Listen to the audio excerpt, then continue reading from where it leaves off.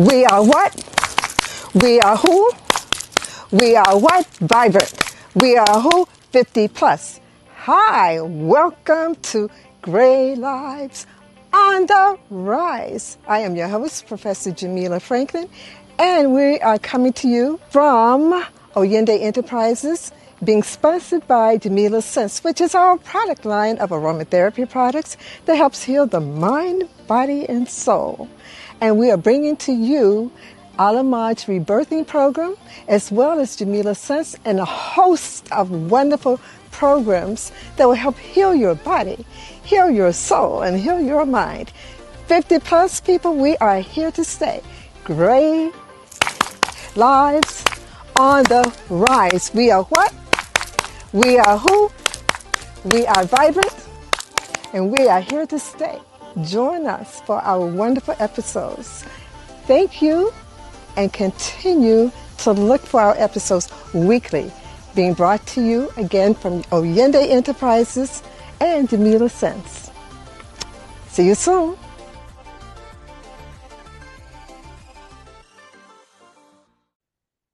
Greetings, everyone.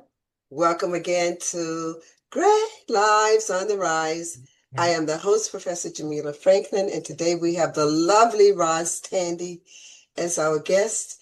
And I have a slight case of laryngitis. Believe me, I sounded a little differently the earlier part of the week, but it's recovering. And every time I get laryngitis, which is not that often, I always tell people I sound like Anita Baker. I wish I had her money. But anyway, welcome to another episode, and I trust you had a wonderful week. And we have Gray Lives on the Rise. Love it. I'm going to tell you exactly how we got started. We got started about 2 years ago. I was walking. I had this download from Spirit, and it just basically said, there is nothing out there that speaks to your demographic of 50 plus.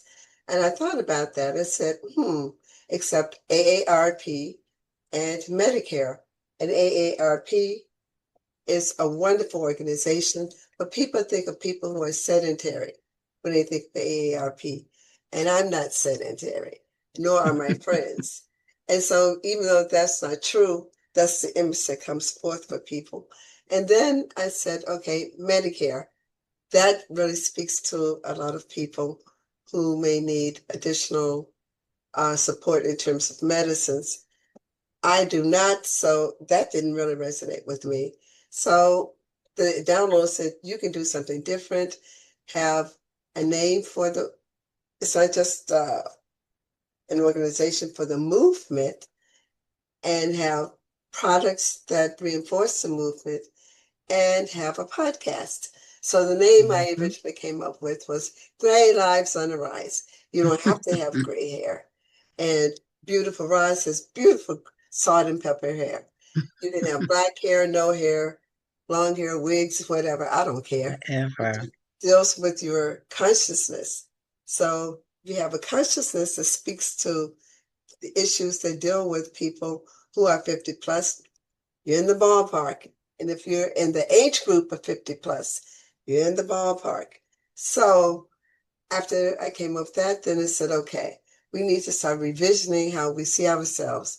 We are seasoned, mature, active, golden, and vibrant. We are not elderly. We're not we are not over the hill. Okay? And then I said, okay, we need to have a store to show our commitment to the movement. So our store is wonderful. It has t-shirts like the one I showed you, showing you again. It has t-shirts, hoodies, cups, journals, floor mats, you name it, we have it. So you can go to our website and get the t-shirts. I will give you the information. And then the last thing was the podcast. And I started talking to people, and worldwide, people were having the same issues. When you're 50 plus, people tend to dismiss you. They tend to think that you don't understand what they're saying. They tend to try to gaslight you. I know of this person, this individual who tried to gaslight me a lot of times. And because I am a person that has poise and confidence and class, I ignored her. And they think by you're ignoring them that you don't understand. Oh, we understand you, loves. Just choose not to berate you because we know how to do it without using profanity. So you got to use profanity. We don't. We know how to do it without using it. So in every country that I've had a guest, they've had the same issue. I've had people on from South Africa, UAE, Costa Rica, the Philippines, Haiti, Canada, Australia, the UK, the Netherlands, New Zealand, and of course, America. So we've done very well. We're on our way of having our second year, and we're just very, very pleased, very happy about this. Good. Very pleased. So, having said that, I'm going to give you our website, and I am a certified aromatherapist, certified Reiki master, certified metaphysician, college professor of psychology, life coach, and I have my own clinical practice for over 30 years, and I am specializing now in healing ancestral trauma.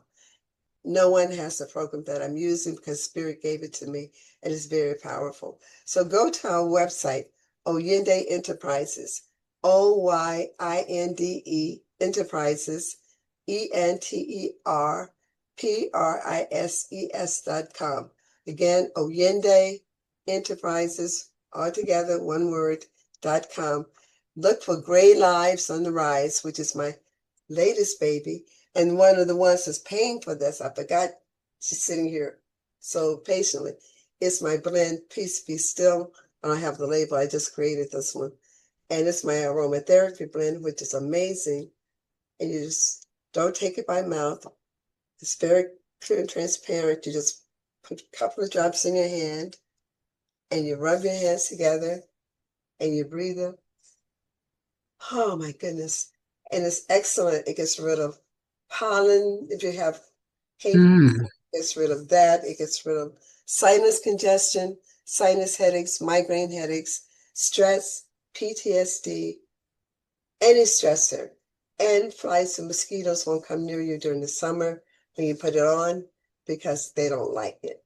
And so it gets in your body within 10 to 20 minutes and it stays in your body for up to 10 hours. It's a wonderful product. Go to the website. You will see this as well as the other products, and you will see how to become a guest on Great Lives on the Rise.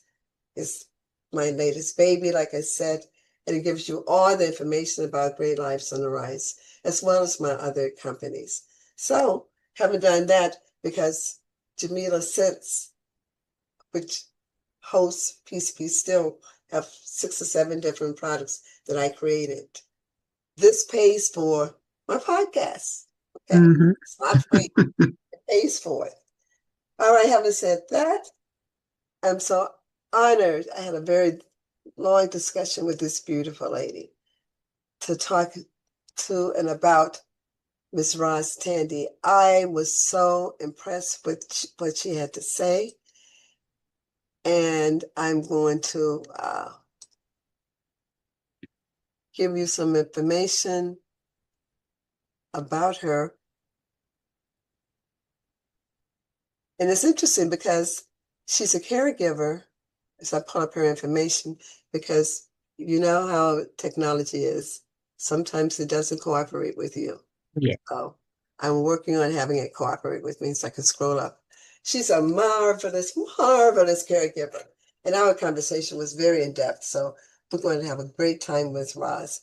Roz Tandy is a highly sought-after resource consultant, speaker, presenter, and workshop facilitator for family caregivers, nonprofits, community and faith-based organizations desiring to better understand and address the challenges of family caregiving.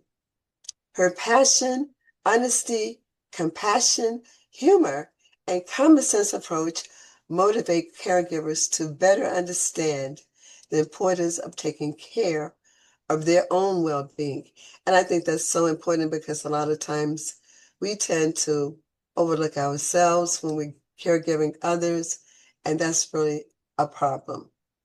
So what she does is she understands the importance of caregivers, taking care of themselves as they help manage the lives of their loved ones.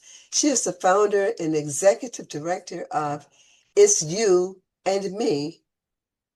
It's You and Me Inc. YAM, a nonprofit organization with a vision to be recognized and entrusted as a provider of practical resources and insights for family caregivers caring for loved ones with dementia and other debilitating illnesses. The mission for this wonderful organization is to provide respite, resources, and encouragement to improve the well-being for family caregivers.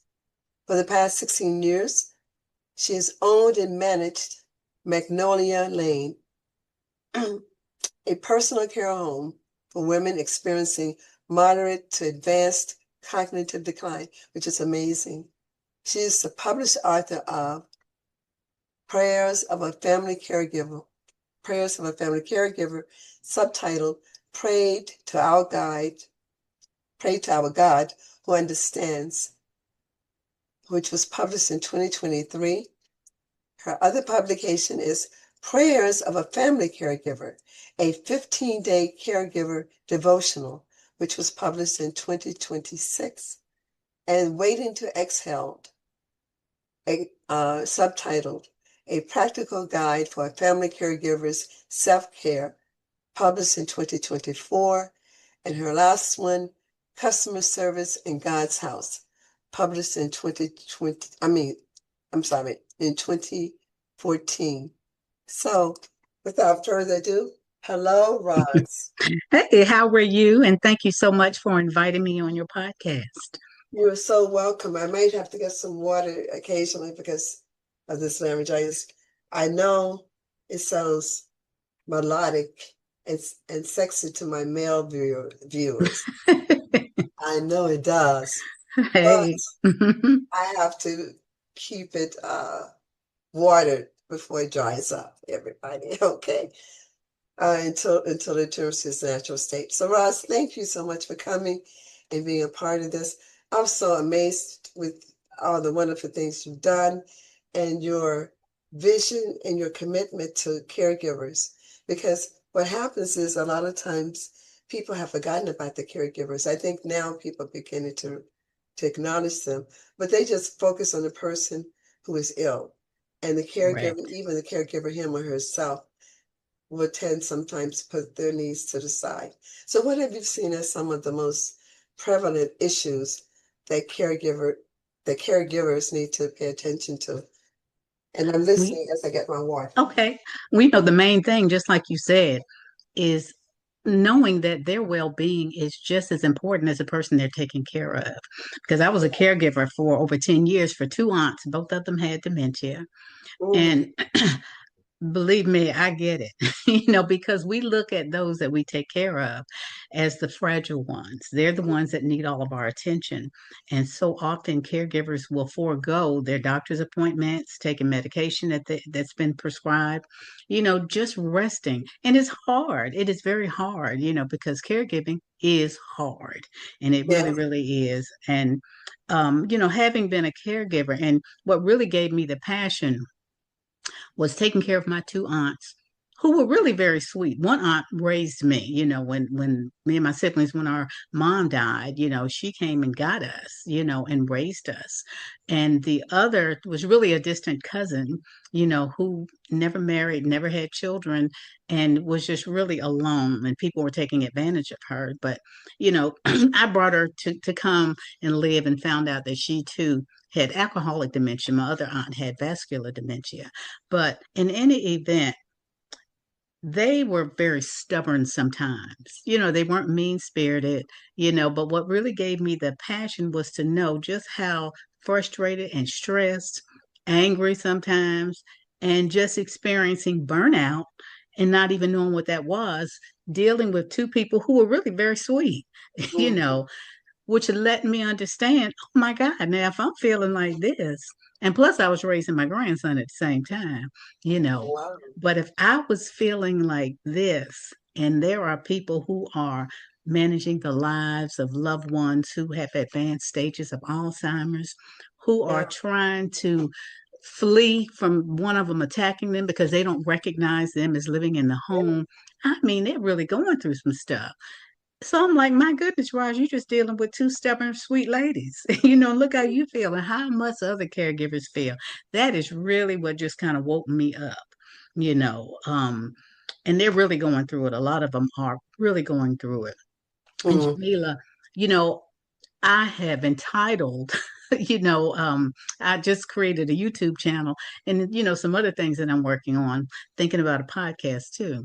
But I've named it Caregiver Truths because Yeah. one of the things that sometimes drives me mad as well, is people who try to sanitize what caregivers go through. They Yeah. just want to dress it up, and say, well, caregiving is challenging. That is so subjective. It is challenging, but for somebody, that means you got to get up an hour early, so you can make sure mama's breakfast is on the table. And like I said, for somebody else, it means that every night that you can only get maybe 2 or 3 hours rest because you're trying to escape the hands and some weapons from somebody who does not recognize you as living in the home as their child, who's taking care of them. And it's real, but my take is this, and people may call it shock value, and that's what needs to happen. Sometimes we need to be shocked and shaken into realizing what caregivers are actually going through. We got to Mm. stop trying to put it on, put a little bow on it, to make it cute. It is not cute at all, and it's not to say that there's not joy that comes with that. Absolutely, there is, but there also was a lot of frustration, a lot of angst. We won't even talk about the family dynamics, having Yeah. to take care of somebody that you never got along with, you know. That's real. That's Yeah, real. absolutely. Yeah. There's so much, that goes into it. And one of the things that I am just going to continue to do is try to bring greater awareness to as Mhm. many as possible that will listen because something has to be done. The thing is, Yeah. if you don't have the knowledge, if you don't know that this exists, then you're not going to be in a position to really try to support anybody because you didn't even know they needed all that support. So Yeah. believe me, I'm going to be the mouth from the South continuously letting people know what caregivers are actually going through. I mean, what you have said is so, so true because I know of people whose parents uh, have deteriorated, some quickly, some not as quickly. And it's stressful Yeah, because in the beginning stages, when people don't really realize what's going on, they can get up and walk out of the house yes, and yes. you don't know where they are. Thank you. They don't know where they are. Hmm. A very famous person whom I just adored, who suffered from dementia, was the beautiful model B. Smith. Yes, B. Yeah, Smith. who Yes. started walking around New York City. Mhm. She was one of the first Black models, nationally known, internationally known, had her own restaurant in New Right. York City, Hmm. was flourishing, doing well. And then she became a victim of dementia. And it was Yes. unfortunate what her husband did. To me, I have no respect for him. Oh, I do remember that. Yeah, he moved in a woman into the house. I mean, it was just Yeah. horrible. But, and to see how she had just fallen from being this nationally acclaimed, recognized, beautiful woman to a shell of who she was. So it doesn't matter how much money you have. It Hmm. doesn't matter how intelligent you are, because a lot of professionals are falling prey to dementia and Alzheimer's. So, Absolutely. so if you're caring for someone like that, and they wake up in the middle of the night, because I have friends who have experienced this, people would say, and I was telling a friend of mine, they would say that you've stolen their money, that you've kidnapped them, and sometimes they will call the police on you. Yes. So, and then they wake up and they don't recognize who you are. And they have strength, Oh, you know. yes. Sometimes. Yeah, they have strength. So being a caregiver can be extremely stressful. Absolutely. You're absolutely right.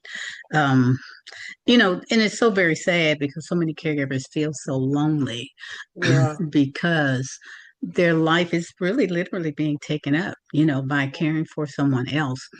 And one of the things too that is a real concern is when people forget sometimes that this caregivers, they're human. They're human. It's like, they're taking care of their mom who they absolutely love. That does not mean that they don't get frustrated with her from time to time. Oh, You yeah. know, before she even had dementia, or whatever the illness may be. She got frustrated with her mama, just like mamas get frustrated with us. And I always remind people, well, let me just share this because I've had several people tell me, beautiful church going Christians, who tell me, they say, you know what? I'm going to tell you one thing I'm so tired of hearing. I'm so tired of hearing people tell me, you're so blessed to be able to take care of your mama all these years. She says, I Yeah. know I'm blessed. She said, but they do not understand what it takes to get Yeah. her out that bed, dressed, fed into the car, up the church steps and into a pew. Like, you all just see the finished product for today. You have no idea, what it takes. You have no idea the support that I really wish I had, as a caregiver. So, and I always like to tell people, I said, you be real mindful, ask people, especially in church. Come on, y'all. We are there to serve. And it doesn't hurt to ask a person, you know what can I do? Do you need somebody to go pick up groceries? Do you need me to take her to the doctor sometimes? Whatever, that you think, because the opportunities are limitless, what we Yes. can do to provide for caregivers, and one of my hot buttons too that I'm really, really hoping will come to fruition is to get more churches to create or enhance a caregiver ministry. And first, you Yeah. have to identify your caregivers because November is National Family Caregiver Month. And I Oh, see okay. a lot of churches, which is wonderful, and communities, will acknowledge caregivers, have them stand, everybody will pray for them, they'll give them a beautiful fruit basket. That's wonderful. Everybody needs to be acknowledged. But it's just like, Thanksgiving and Christmas when we give out these wonderful food baskets. Okay, after it's eaten, now what? Yeah. Same thing Yeah. with a caregiver. They need ongoing support. They do. They need to be identified. There does need to be an effective ministry put in place, so they can share, what's going on. They got to have a safe space to open up and share and say, you know what, my mama's getting on my last nerve. Yeah. They need to be able to say that. You can't hold that stuff in. The body doesn't forget. You can hold it in and suppress it all day, but your body still knows that's up in there. And at some point, the body says, I've held on to this long enough. Let me tell you what I'm getting ready to do. you know, Yeah. and it comes out in all kind of ways, depression, all kinds of things, some physical ailments that Yeah. people have, ulcers, I mean, heart attacks, Yeah. strokes, it Yes. comes out. So our caregivers have to have safe spaces. And let me share too, sometimes church is not the safest space. Not Very true. and Very true. and the reason is because a Very lot true. of churches have a lot going on, a lot Yeah. going on. And when you have a caregiver ministry, they need to be somewhere where they can just speak freely. It Yeah. needs to be facilitated. And I always say it's always good to have somebody who has walked in those shoes to facilitate those those support groups, because if you've never been a caregiver, you can have the love and the passion for caregivers, but you're going to be hearing some stuff that is going to shock you to no end if they really feel open and free to do that, because I Yeah. started out, having my caregiver sessions in a church. And as I saw my caregivers that I was speaking to, they were tense. They were tense. And I knew I just thank God for just kind of tapping me and saying this is not the best place to have this because as soon as I Mhm. moved them out and we would go to different places, in fact, we would have a lot of them right here in my home. They were like different people. Yeah. They just felt so relaxed and they would just share, they laughed, we had a good time. And one of the things is, it's like, man, I can't tell anybody that sometimes I just would love to just put my hands around my mama's neck, but I'm in God's Yeah. house. I can't say that. That's how I feel. I'm not going to do it, but that's how I feel, Yeah. and I'm in God's house. Lord, I can't have anybody hit me. That's true. Yeah. That's why I encourage people consider not having it there, Yeah. in the church. Some people are okay. And I've had people too, because I ran a pilot program that was supposed to have gone on for, I think, 6 weeks. It went for 2 years. Oh, wow. you know, it was like, okay, I can't get rid of y'all, Mhm. but they just felt so free to just speak and to talk. And, I, of course, incorporated games and, some other kinds of things, into our discussions, but it was really good. And it became a real blessing because from that, I was able to, write prayers of a family caregiver, Mhm. and some of the other things. I put a curriculum together, for those who want to be facilitators of support groups. I'm a firm believer that you need to equip the saints. You need to be Yeah. equipped. You can't just have passion and a love to want to help. You got to have some step by step things. You really, really do. Mhm. I don't know everything, but one of the things that I have learned, whatever we've learned in this life that is beneficial, we need to share that. You don't hold on to Yes. it. Yes. But, caregiving is absolutely no joke. And I am, like I said, sometimes people think it's shock value because people don't really understand some of the statistics. Are mind blowing because 40%, and I think it's even more, but 40% of caregivers die before the person they take care of. I think, repeat that, Roz. I think that's extremely important. Mhm. 40% of caregivers die before the person that they're taking care of because they're not taking care of themselves. Yeah. They ignore their symptoms, Yeah. and I mean, a young lady, in fact, had registered for our group. And when I interviewed her, I could tell. I'm like, yeah, this sister here, I could tell she likes to dot every I and cross every T. I could tell she was the primary caregiver. In fact, the only caregiver for her mom. And before she could even come to our group, I got a call from the person who had referred her to say that she had been hospitalized, And she stayed in the hospital for a while, but it threw everything into crisis mode. Thankfully, she had a friend, that could have access to her home, but her mom then had to go to long-term care, But and sadly, this woman, and she ended up dying. She came back home, but then, she got sick again. It had something to do, I don't know if it was an aneurysm on her brain, I've forgotten. But it just was the saddest situation. It So the was, caregiver ended up transitioning. yeah, she did. She did. And the whole point is caregivers don't pay attention to their symptoms, you know, Mhm. headaches that won't go away. Mhm. I'm like, you have to get rid of the stress in your life. Yeah. You Yeah. have got to try to do whatever you can. That's why we keep talking about the support. I mean, got to have more support for these caregivers because they are really going through, they've given up a lot. They're grieving, they're grieving their mom or whoever they're taking care of because it's not the person that you knew growing up, Yeah. So that in and of itself is stressful, to watch somebody you love so much that you saw as so vibrant, take charge, because that was me, with my aunt. I mean, I saw her. She was, we lived in North Carolina, and she was a state supervisor of public instruction, and her Mm. job had her traveling all the time, all over the state of North Carolina. And this is one of the things I share with people. One of the topics that we talk about is how did you become a caregiver? And you can become a caregiver at the drop of a hat. And I'm sure That's you've true. heard of those stories. You have no idea. Well, we were living in Connecticut. My siblings and my mom, we were living in Connecticut, in fact. And my my mom got sick on, I think it was a Tuesday or Wednesday. Was taken to the hospital. And on Friday, she died, you know. And on Monday, my aunt came from North Carolina to Connecticut and got us. My point is she became a caregiver for 4 kids, just like that. But to make matters more interesting, my grandmother lived there. My aunt had a village of people that would come in to help because my grandmother had had a massive stroke.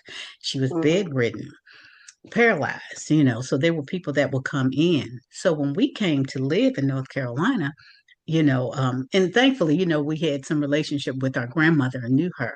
So I, took the lead in learning how to take care of my grandmother. I was 10 years old.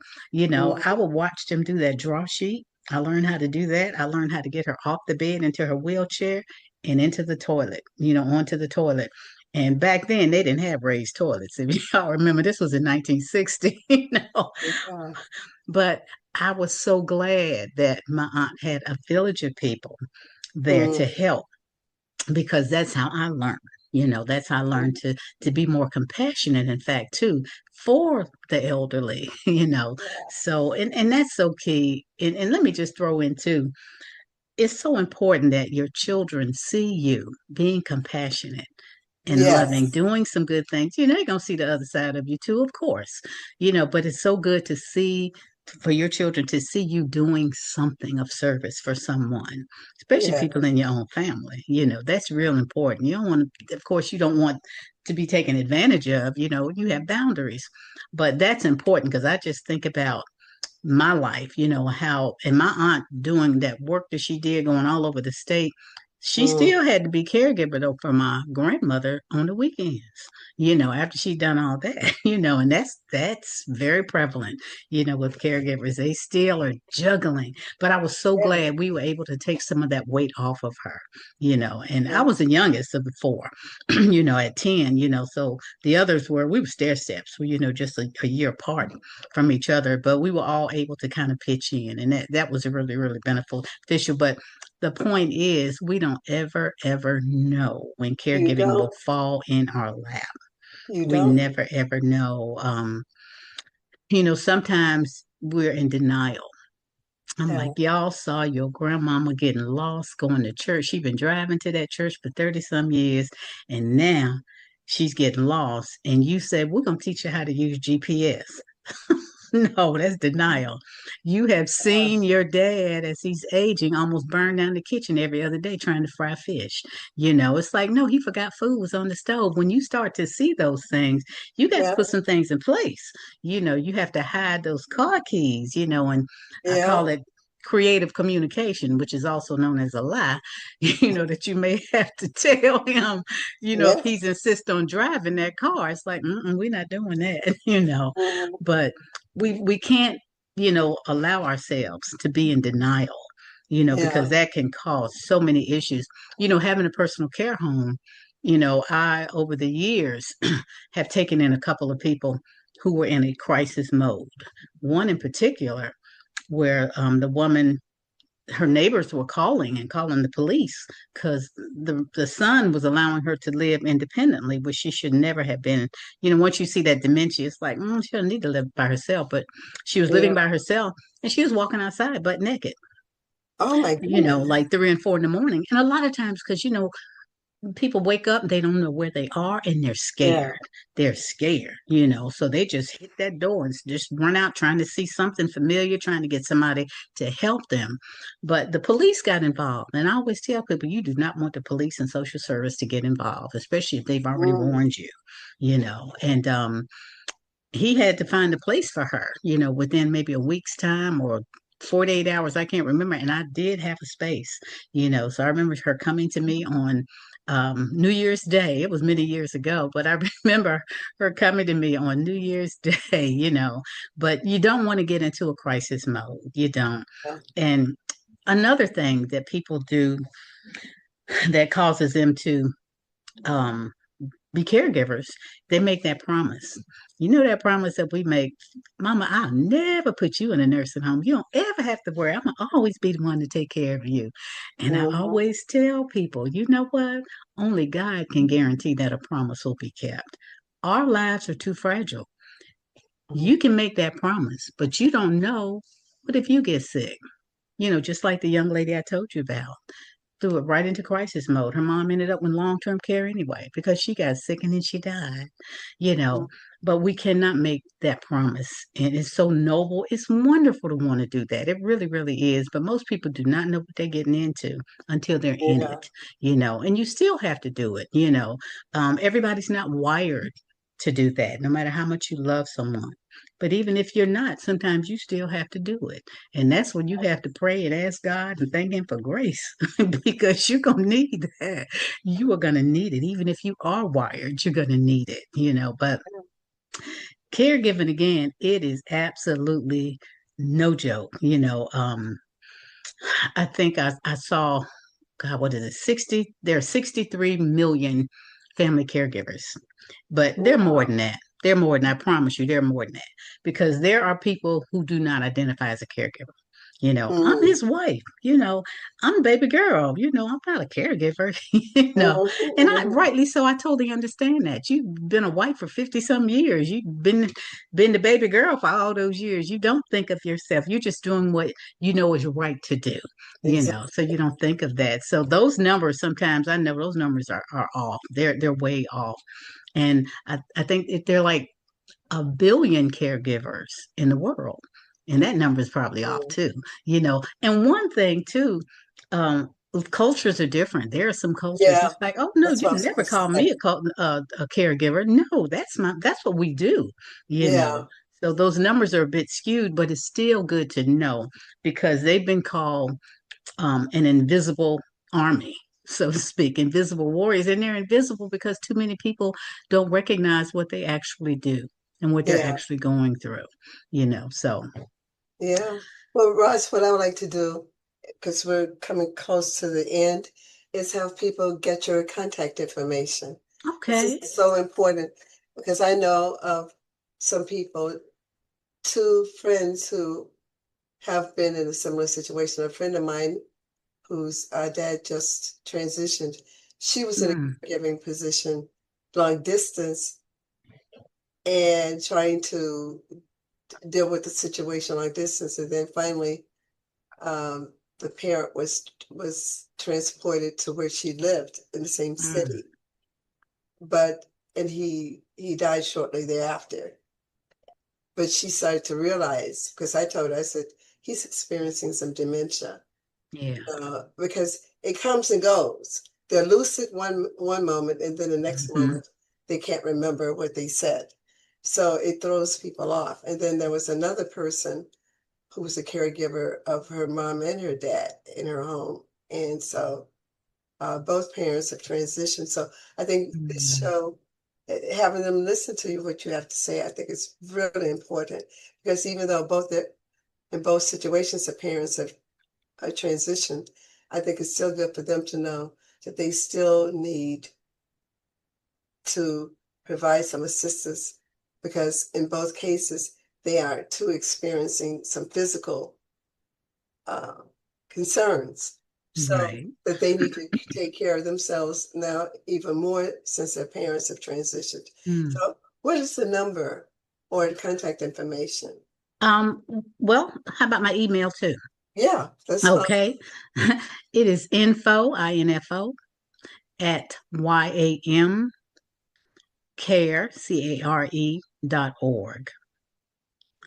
And the phone number is 404-245-6241. Okay. And then you can spell your name. I'm sorry, repeat that. You can spell your name for Oh, them. sure. It's Roz, Roz, short for Rosalind, but I prefer Roz. Last name is Tandy, Tandy. Candy, but with a T, Tandy. Okay. Do you now still own a personal care home? I have one person left that I am hoping to find another place for very soon. She's been with me 6 years, and that's about the average that I've had people, between 4 and 6 years, a couple of them a little bit longer, but my season is up. 16 years, my season is up, Oh, you okay. know. So I'm ready to really just spend time on the nonprofit, working with family caregivers, just making sure that they recognize that, yeah, you are just as important as the person you're taking care of, just as Mm-hmm. important. Mm-hmm. Absolutely. Mm-hmm. So your goal now is to provide more education, workshops, seminars, and be the resource person for people who are looking for long-term care homes for their parents. Well, that's part of it, but that's really the long-term care piece is really a small part, now regarding that, one of the things that I do is try to get people and educate them in terms of what caregiving can involve, and Mm, that sometimes you are going to need to make a decision when you see that, you know what, I can't do this. When you're breaking down, if you're breaking down, you can't give good care, you yeah, know. And that has to be realized, which means you need to now consider long term care, But the other thing is being proactive. I tell yeah, people, look, in this life, you're going to either be a caregiver or you're going to need a caregiver at some point in life. You might need them for 2 weeks, you might need them for 15 years. You have no idea, but we need to be proactive because I have a piece on creating your village that is so crucial. You have to ask yourself, it's a whole assessment, who is going to be there for you if you get sick for yeah, 2 days, for two yeah, weeks. We need to ask ourselves those questions, yeah, that's So, true. yeah, if you're a caregiver and you have somebody that can step in, that's good. But what do you do when that person is not available? We got to ask ourselves the hard questions, because self care, I want to live this life a long time. I want to enjoy it. I want Yeah. to continue to kick my heels up, you know. And I tell you, Jamila, I don't have a problem with people calling me elderly. I really Mm-hmm. don't. Call me whatever you want to. I'm just glad to be above ground and enjoying my life, because having parents that died so young. And my dad died at 28. I was 7 months old. And my mom Wow. died 10 years later at 38. Neither one got a chance to get gray hair. That's why it's always like, do I want to die this again? Mm-hmm. Not. But that's neither here nor there. But the point is, I'm just thankful to be here. I'm thankful to Yeah, be here and to carry out the assignment that I know, is one that God gave me to carry out. that's wonderful. That's wonderful. Well, I am. We have some more time, but I'm so honored that we had this chance to talk about it. So, what are some of the family dynamics that you had mentioned before in terms of caregivers? Wow. Quite a lot. One is when you're deciding, say a family comes together and they have seen that, look, mom cannot live independently. Somebody's going to have to take care of her. Mm, One of the first things a lot of families say, and a lot in our in the Black community, a lot of us say, well, we don't put our loved ones in any long-term care. We take care of our own. You know, that sounds good, but sometimes we need to really step back and look at the big picture. Some other things are, well, you the girl, mom, mama don't want no man trying to clean her and wash her. Besides that, you're not married, you don't have children, you got that big old house mhm, over there by yourself. You make mm, more money than us. That's so unfair. That is so mhm. unfair, to assume that, And one of Yeah. the other things I tell people, I'm like, look, be real mindful, y'all, before you get married to somebody, have the hard discussion that says, okay, suppose mom gets sick, your mom or my mom or dad or somebody gets sick. Are we going to be willing to have them come here and live? Y'all need to have that discussion early before you tie the knot. I am telling you because caregiving has destroyed many marriages. In many relationships, it puts a real strain on them, real strain on them. So you need to ask those questions, to see if you're willing, talk to a caregiver who's going through, talk to them, talk to your doctors. And I'm telling you, and some of the other dynamics, and I think I mentioned to you, this is in my book, Prayers of a Family Caregiver, where I tell people these aren't cute prayers. These are prayers that caregivers pray to God because they sometimes don't want anybody else to hear them but God. Yeah. But it's like, God, I can't believe you want me to take care of this man. I know he's my daddy. But God, this is a man that robbed me of my innocence at 10 years old. And now I got to take Mhm. care of him. See, Yeah. that's true. This Yeah. stuff happens. And that's why One of the things that is so important is y'all stop trying to sanitize this. This is real life. We cannot do what needs to be done if you're trying to make it look cute and all It's true. clean and stuff. We It's won't true. even go there to talk about caregivers because one of the biggest stressors is having to take care of somebody who is fecal incontinent. Well, Oh, I'm telling you, people don't want to talk about that. I'm like, y'all, that's one of the biggest stressors ever. I hated doing that. I didn't hate my aunts, but I hated doing that. yeah, I keep it real, when I tell caregivers that, and they're so glad, because they're just so afraid for anybody to hear them say that, oh God, I didn't like yeah, doing it. But that's your yeah, mama. I didn't like cleaning my son when he was a baby. yeah. Okay, but I did. That's not anything else. Like, oh, I just can't wait. I can't wait to clean up all that poop. No, Right, y'all keep it real. And right, caregivers are right. having, look, when you got somebody with dementia, they can hide something, baby, that you will never find. You will walk and open up your refrigerator and you will see a loaded Depend up in your refrigerator. Sometimes with people with dementia, I'm telling you. I'm telling you. I mean, floors, walls, the whole bit. That's a huge stressor. It Yeah. is, So, and that's one of the things that we really, really talk very openly about, the biggest stressors, so we can try to Mm, attack some of those. So, but a lot of family dynamics, with somebody who comes over occasionally, and then when you mm, come, you're like, sure smells in here. Why mama hair look like that? Mm. So I tell people, you don't do that. Don't yeah, do that because you might see a shoe coming at your head. yeah. Person's already stressed. You come in there already you should have already found out what needs to be done. If you can't do it, try to get together, get some coins together, get somebody to come over there and help clean up. That judgmental attitude, it's like, don't make matters worse. Don't make matters worse, So yeah, we call it out. We got to call it out as lovingly as we can, but we're going to call it out, Mm-hmm, because these caregivers are a priority, mm-hmm. and I'm thankful that I am a part of several online support groups, where they can come in and say anonymous, they don't have to put their name, and they can just share their heart and their soul. But some of it will absolutely break your heart because some Yeah. caregivers have said that they are really considering suicide. Wow. Several have said that, so Mm. anyway, but like I So said, sad. it might be shock value, but we got to be shocked into hearing the real truth of what is going on so we Mm. can do more. That's it. Yeah. Roz, thank you so much. We've run out of time. This is just so, so, so important and so powerful. And I think everyone who has been a caregiver, even to your mate, because I know there's some people now in the 50 plus group have husbands or wives who are experiencing dementia or Alzheimer's, and they are the primary caregiver.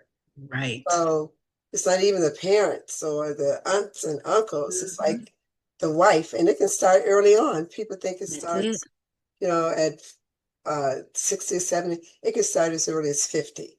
And, sometimes, Earlier than that. Hmm. yeah. Hmm. So A you lot of just never, factors. yeah, you just never know. That's And it. so what Roz has shared has been invaluable. I think that she's just a natural gem and resource. Okay. That all of you who are experiencing this or have experienced it, like I said before, the two people whom I know whose parents have transitioned still need to hear this so that they can start making themselves a priority in terms of their self-care program now, because it has residual effects. That stress Oh, doesn't yeah. stop just because your loved one has transitioned. As Absolutely. Roz said, Such it's a good point. it's locked into your body. I'm a therapist, so I know it's locked into your body. And the people that I know are having physical concerns, Hmm. because they were doing an excellent job being the good daughters in both Hmm. cases, and they were sacrificing their own needs. And so this stuff is kicking in now. It's Oh, kicking man. in. The residual stresses are kicking in. So please get in touch with Roz. She's amazing She can help you regardless of where you live. That's not important. She can help you identify resources within your own community, within your own state. And for those of us who are 50 plus, start looking at the fact that if you're having some issues, start looking out for yourself to see if you need additional support. So it's okay to say, I don't remember things the way that I should, or I'm losing track of time, whatever. Don't remember what I ate 5 minutes ago. Yeah. Absolutely. Or that I ate. Absolutely. And Jamila, and let me say this too, because this is crucial because, at 75 years old, I go to a senior health facility because there are geriatricians there, but there are people there. That's their specialty, the health care of those 65 and older.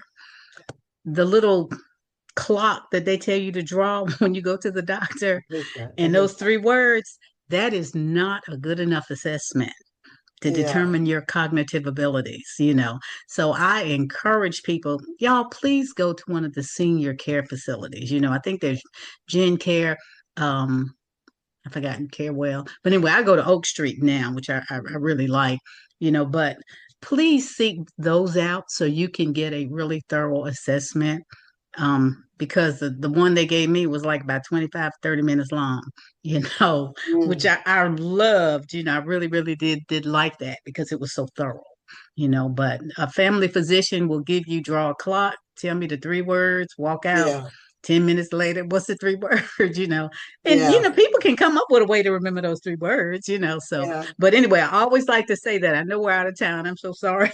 But that's fine. I really am trying to get more seniors to understand you need more than a family care physician at our age. Because, our bodies are different than a 35-year-old's. It does different things. So just keep that in mind. That's a very good point. Well, I'm telling you, she is a wealth of information. Contact this beautiful spirit and being to get your support for yourself, as well as for someone you may be caretaking or may have to do so in the future. So, Roz, thank you so much. Thank you, Jamila. I enjoyed it. Thank you so much. And everyone, thank you for joining us. And hopefully in the next video, my raspy Anita Baker voice will no longer be in effect. But if it is, so be it. Just bust out in a song. Hey, oh no, I will not discredit her like that. Oh no. I can talk, but singing, oh my gosh. Okay, everyone, thank you. Thank you again. And click like, subscribe, and tell other people about Great Lives on the Rise, because we're growing community and we have powerful information that we make sure that you know about. So until next time, everyone, be safe, be well, and know that we love you. Namaste. Namaste. Thank you so much for joining us for this episode of Great Lives on the Rise, being brought to you by Jamila Sense, which is the product line of Oyende Enterprises. Jamila Sense is a 100% natural aromatherapy line that heals the mind, body, and soul. This episode of Great Lives on the Rise was intended to uplift you, to inspire you, and to motivate you. Please tell all of your friends, family members, and anyone you know who's 50 plus, who's living a vibrant life and interested in doing more and enjoying life even to its fullest. So thank you, and please subscribe, like, and comment on this video and all our videos. Thank you, and until next time, until our next podcast, namaste and be well.